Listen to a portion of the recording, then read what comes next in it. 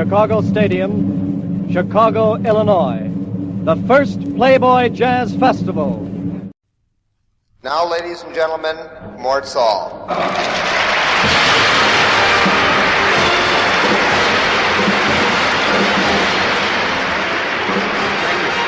It's all right. Thank you. Backstage, there's about 5,000, you'll see this at intermission, there are about 5,000 kids from FM stations all over the country, the college stations. You know, the ones that have like 3-watt output, and you know, you can open the window and yell and get as far, anyway. So, they're all out, and they're interviewing people. Like right now, there's about 400 of them ready to pounce on Stan, and they'll ask all those questions like, where is jazz going? And then he'll say, well, we're going to Cleveland on Tuesday.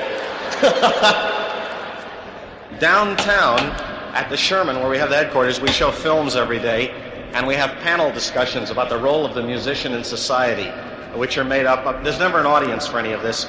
There's just, you know, like, they have a panel made up of a jazz critic and a priest and a junkie on this board, right? No.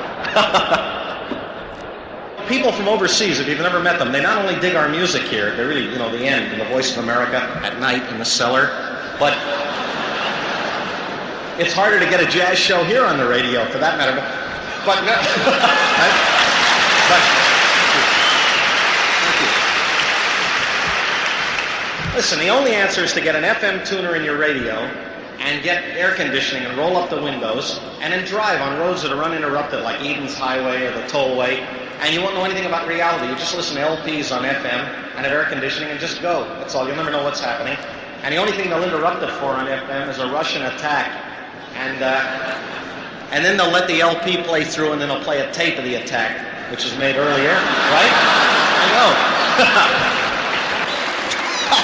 Right? Those of you who have enough taste to attend the greatest jazz festival that we've had anywhere, and I know I've worked all of them. Those of you who took out, I imagine you're all high-fidelity addicts at home, and I thought you'd be interested in knowing that the Supreme Court of Illinois has ruled that stereophonic recording is admissible court evidence.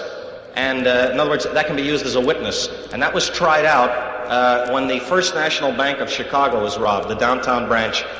July 4th, they were robbed, Louis Armstrong's birthday, among other distinctions.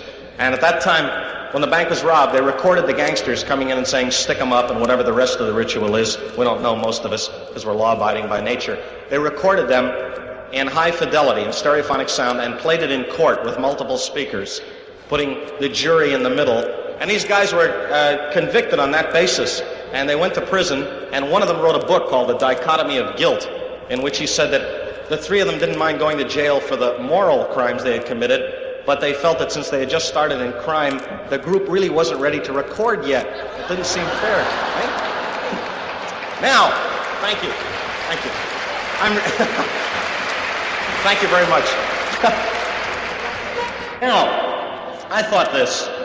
You know, this is largely the greatest undertaking in jazz. Those of you who saw that parade of hot dogs and wet grass and people falling in the gutter at Newport, and but they're all jazz fans, purists, and French Lick and Monterey, you know that this thing is wild. And it was a great prognosis of doom for the staff of Playboy when this thing started. Everybody said, you're going to fall on your head, you can get awful lonely in here, and the musicians are going to outnumber the audience, all the stock stuff, you know.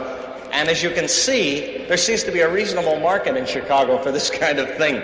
And in order to keep this thing going, to take one idea and carry it through and be vindicated, it takes one guy to crystallize it and, you know, to be a catalyst. You've seen most of the staff of Playboy here, especially the girls who are hostesses. I think we've proved by this show that the magazine is interested in something else, regardless of what you think, subscribers. Anyway, to bring 2 matinees and 3 evenings like this off, there's been devotion for a long time and an idea. And I know the guy when he sat down and told me he had this idea, and I too said, you're out of your mind. But obviously, he knew what he was doing, and he knew enough to take a standard and carry it out. The guy I'm talking about is somebody you wouldn't meet ordinarily, but I'd like to break the rules in the show and ask him to come out and take a look at what it looks like from here. I mean, it's a sort of a dream that came true. And that's the editor and publisher of Playboy magazine, Hugh Hefner, who might be about there. Yep. Right? Wild? Go this is certainly the greatest and wildest moment in my young life. Well, looking at this house, Hugh, all I can say to you, do you have any questions? Yeah, I've just got one for the audience itself. You want us to do it again next year?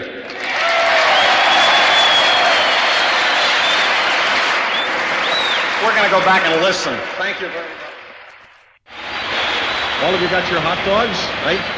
By the time the Playboy Jazz Festival is over this afternoon, the styles will have changed in American music. So, in keeping with that note, I want to introduce at this time the Oscar Peterson Trio to start the second half, consisting of Ed Thigpen on drums. He's coming out to tighten up the equipment. And the incomparable Ray Brown on bass. Here's the champ arriving on train 2. And the swinger himself, Oscar Peterson. There he is. It's almost like Sweden, huh? The Oscar Peterson Trio. We'll see you shortly. Thank you.